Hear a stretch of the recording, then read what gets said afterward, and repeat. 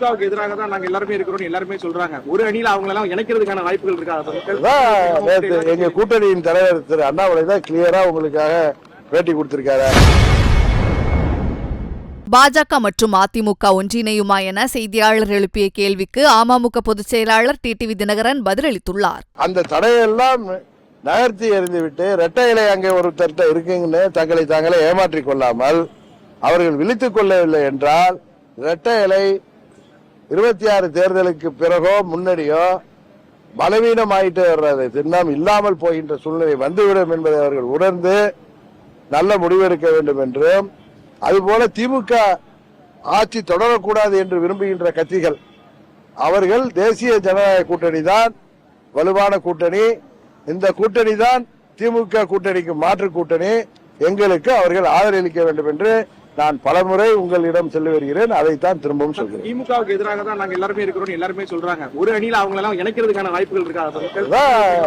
எங்க கூட்டணியின் தலைவர் திரு அண்ணாமலை தான் கிளியரா உங்களுக்காக பேட்டி கொடுத்திருக்காரு. எங்கள் கூட்டணி வலுவாக இருக்கிறது, இன்னும் வலுப்படும், இன்னும் காலம் பொறுத்திருங்கள். நாங்கள் இந்த தேர்தலில் மிகப்பெரிய சக்தியாக உருவெடுப்போம் சொல்றாரு. அதுதான் நடக்கும்.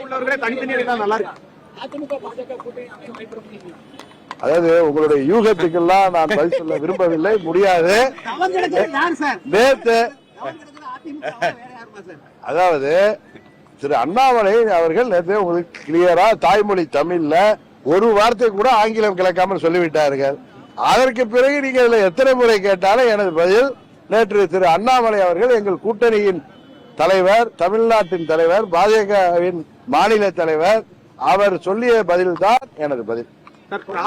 விஜயும் 2026 திமுக வரக்கூடாது அப்படிங்கிறாரு. எல்லாருமே திமுகவுக்கு எதிராக இருக்காங்க. அனைவரையும் ஒன்றிணைக்கிறதுக்கான வாய்ப்புகள் சொல்றேன். எங்கள் தேசிய ஜனநாயக கூட்டணி